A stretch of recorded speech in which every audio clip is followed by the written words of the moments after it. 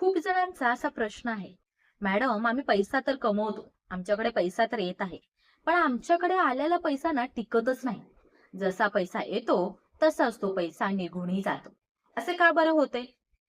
याच्यामागे काही आहे का तथ्य?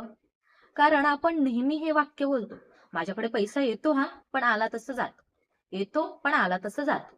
मग तसंच होणार आहे ना, कारण तुम्ही तसेच शब्द उच्चार करत आहात.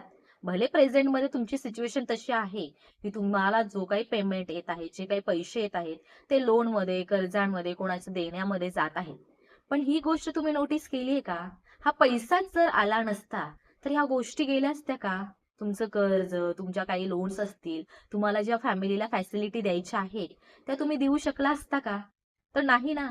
त्या पैशासाठी थँकफुल राहा, की हे पैसे येत आहेत म्हणून माझ्या जीवनातल्या ह्या गोष्टी खूप सुंदररित्या काम करत आहेत किंवा मी तिकडे व्यवस्थित माझं जे काही हवंय ते करू शकत आहे.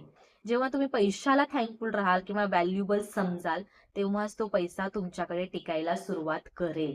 पण जर तुम्ही नेहमी म्हणत असाल, की पैसा येतो आणि आला तसा जातो.